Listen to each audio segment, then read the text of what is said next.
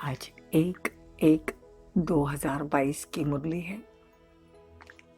आज से नया साल शुरू हो गया है और सबको हैप्पी न्यू ईयर। सभी आत्माओं को दिल से नए साल की शुभकामनाएं। और ये अव्यक्त मास भी है। जो नए भाई बहन होंगे उनको अव्यक्त मास मालूम नहीं होगा। अव्यक्त मास मतलब ब्रह्मा बाबा, जिनके तन में शिव बाबा आते थे, उन्होंने इस महीने की 18 तारीख को संपूर्ण फरिश्ता रूप को पाया और सूक्ष्म वतन में जाके बैठे हैं।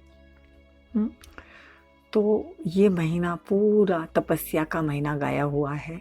तो सभी आत्माएं जो भी इस महीने की रोज की तपस्या का पॉइंट आएगा वो बड़े दिल से सुनना, ठीक है।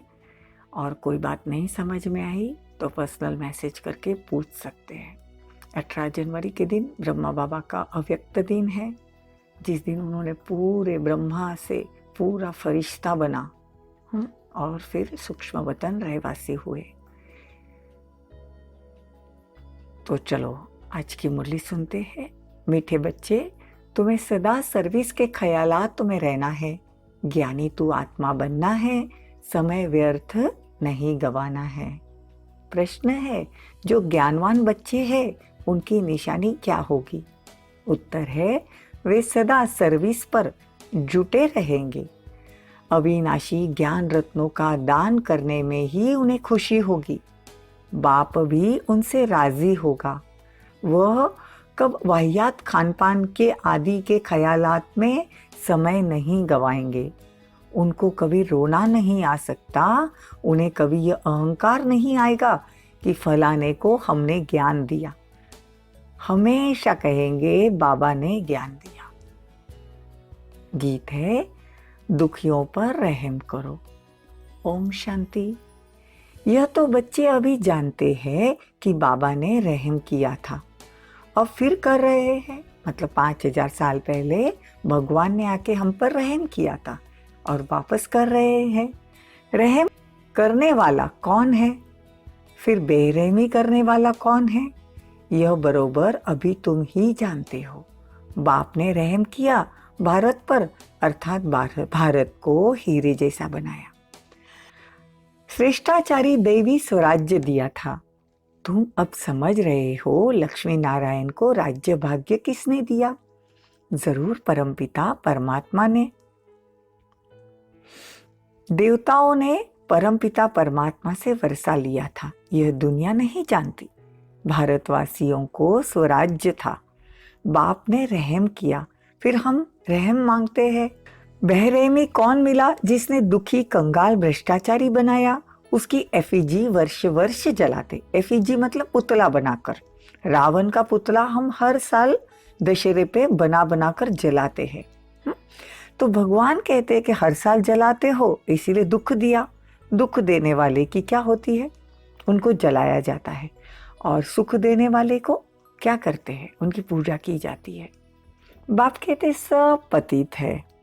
अभी बाबा कहते हैं तुम मेरे सम्मुख आओ, मुझसे ज्ञान सुनो, दूसरों को सुनाओ, सर्विस करो। ये बड़ी अच्छी बातें हैं। बाबा कहते हैं जो तुम सर्विस करते हो उसका भी मार्क्स जमा होता है, और जो सर्विस करते हैं वो दिल पे चढ़ते हैं। इसलिए बाबा कहते ज्ञानी तू आत्मा बाप को अति प्रिय है। बाबा कहते हैं बाप अविनाशी ज्ञान रत्नों का दान देते हैं, तो फिर औरों को भी देना है, सर्विस करनी है।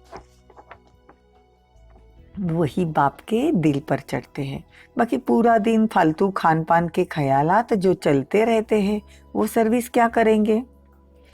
बाबा कहते हैं यहाँ पे भी देखो, जहाँ हम ईश्वरी ब्रह्म कुमारी का जो बोर्ड लगाते हैं, तो बाबा कहते हैं उधर बोर्ड लगाओ, सेंटर के बाहर बोर्ड लगाओ और कहो कि यहाँ 21 जन्मों के लिए दैवी पद प्राप्त करने की शिक्षा मिलती है।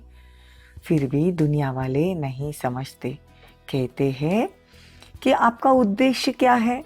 बाबा कहते हैं उनको बताना चाहिए कि यहाँ पर मनुष्य से देवता बनने की पढ़ाई पढ़ाई जाती है। तुम बच्चों में समझाने की भी हिम्मत चाहिए। देखो, जितना हम बाबा की याद ज़्यादा करेंगे, ज़्यादा सर्विस करेंगे तो हिम्मत भी आती जाएगी। बाबा कहते तुम बच्चों को ददीची ऋषि मुआफिक हड्डियाँ देनी है। दे मतलब हड्डी हड्डी सेवा करनी है, दिल से सेवा करनी है, तन मन धन से सेवा करनी है। बाबा तो बड़े अच्छे अच्छे पॉइंट समझाते हैं। जो बुद्धिमान बच्चे होते हैं वो झट समझ जाते हैं कि यहाँ का एम ऑब्जेक्ट ही है लक्ष्मी नारायण बनना।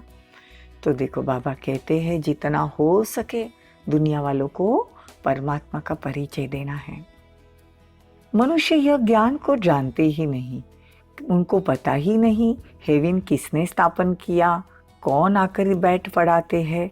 भगवान कहते हैं कि तुम्हारा यादगार दिलवाड़ा मंदिर में है। देखो, दिलवाड़ा मंदिर जो है वो दिलवाड़ा मंदिर मधुबन में है, माउंट आबू में है। वहाँ पे यादगार बताया है। नीचे सब तपस्या कर रहे और ऊपर छत में सतयुग मार्बल से बनाया गया है। तो बाबा कहते यहाँ पे नीचे बैठकर आप तपस्या करते हो, ऊपर सतयुग में राजा रानी बनते हो। ये हूबहू आपका ही यादगार है। दिलवाड़ा मंदिर में भी जगत अम्बा और लक्ष्मी नारायण के चित्र है, परंतु किसी को पता ही नहीं। ज्ञान ज्ञानेश्वरी सो राजेश्वरी बनती है। तो उनके भी तो बच्चे होंगे, किनके? राजेश्वरी के। पढ़ाई है सोर्स ऑफ इनकम। ब्राह्मण ही पढ़कर देवी देवता बनते हैं। कितना क्लियर है। बाप कहते हैं मुझे बच्चों का शो करना है, ऐसे ही उनको फल नहीं मिल जाएगा। बच्चों को मेहनत करनी पड़ेगी। मैं भी सर्विस करता हूँ, वो तो जिसको दृष्टि देता हूँ उसकी तकदीर। देखो, भगवान आके सर्विस करते हैं और दृष्टि देकर बच्चों को उठा लेते हैं। ये जगत अम्बा कौन है? मतलब ये मम्मा कौन है? इसने क्या प्रारब्ध पाई? यही यह जन्म में मम्मा थी, अगले जन्म में सतयुग में लक्ष्मी बनती है। किससे? ये ज्ञान और योग सुनने से। देखो, आज बाबा बड़े ज्ञान की बातें योग युक्त होकर जो हम बाबा की बातें सुनते हैं वो राज समझा रहे हैं। बाबा कहते हैं मीठे बच्चे, तुम्हें कभी रोना नहीं है। रोना भी अपशकुन है। तुमको तो सर्विस भी हंसते हंसते करनी है। यहाँ तुमको हंसना सिखाया जाता है। हंसना अर्थात सिर्फ मुस्कुराना। देवताओं के जो चित्र होते हैं वो देखो कैसे मुस्कुराते हुए होते हैं। वो जोर से आवाज से भी नहीं हंसते। कितनी छोटी छोटी शिक्षाएं भगवान देता है। छोटे छोटे गुण धारण कैसे करने हैं वो पॉइंट समझाते हैं। जितनी बाबा पॉइंट समझाते जाएंगे, शिक्षा देते जाएंगे, तुम्हारे में भी ताकत आती जाएगी। अच्छा, मीठे मीठे सिकीलदे बच्चों प्रति माता पिता बाप दादा का नंबरवार पुरुषार्थ अनुसार याद प्यार और गुड मॉर्निंग। रूहानी बाप की रूहानी बच्चों को नमस्ते। हम रूहानी बच्चों की रूहानी माता पिता बाप दादा को याद प्यार, गुड मॉर्निंग, नमस्ते, थैंक यू, बहुत बहुत शुक्रिया। धारणा के लिए मुख्य सार, कभी भी अपना अहंकार नहीं दिखाना। ददीची ऋषि मिसर सेवा में हड्डी देनी है। सदा हर्षित मुख रहना है, कभी रोना नहीं है। रोना माना विधवा बनना, इसलिए मुस्कुराते रहना, जोर से हंसना भी नहीं है। वरदान, एक बाप से सारे संसार की अनुभूति करते हुए निरंतर एक की याद में रहने वाले सहज योगी भव। देखो, इतना सुंदर वरदान है। एक बाप में सारे संसार की अनुभूति करते हुए निरंतर एक की याद में रहने वाले सहज योगी भव। सहज योग का अर्थ ही है एक को याद करना। एक बाप दूसरा न कोई, तन मन धन सब तेरा, मेरा नहीं। ऐसे ट्रस्टी बन डबल लाइट रहने वाले ही सहज योगी है। सहज योगी बनने की सहज विधि है एक को याद करना, एक में सब कुछ अनुभव करना। बाप ही संसार है तो याद सहज हो जाएगी। आधा कल्प मेहनत की, अभी बाप मेहनत से छुड़ाते हैं, लेकिन यदि फिर भी मेहनत करनी पड़ती है तो उसका कारण ही है अपनी कमजोरी। स्लोगन, महान आत्मा वह है जो पवित्रता रूपी धर्म को जीवन में धारण करता है। विशेष अटेंशन, अव्यक्त मास है।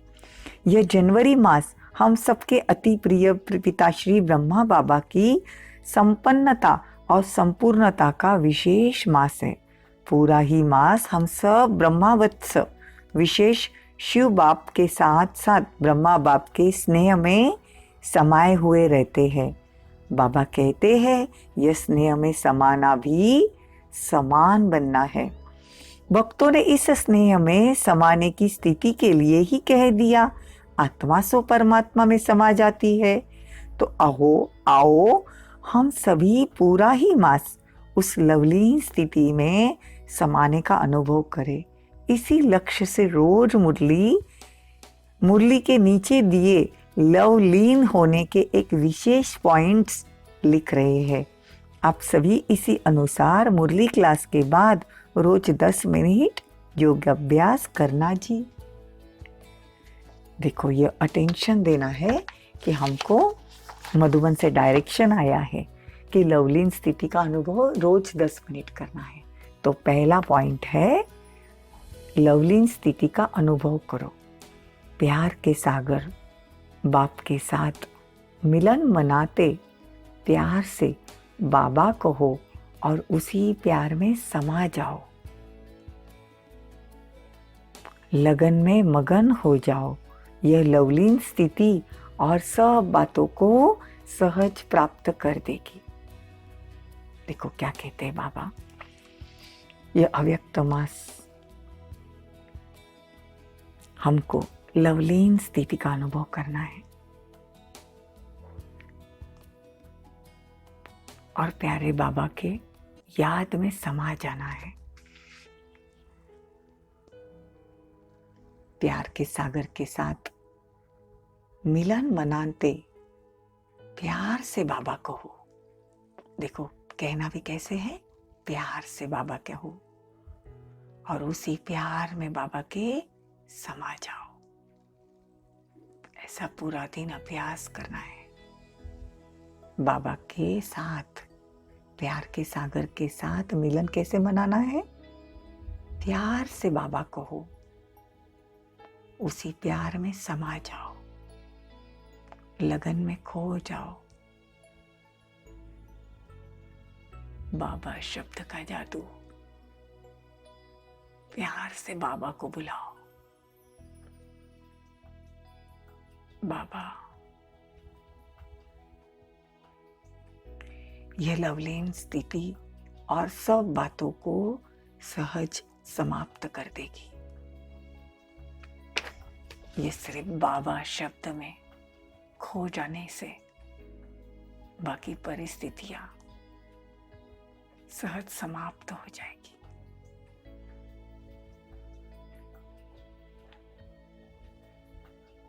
बाबा,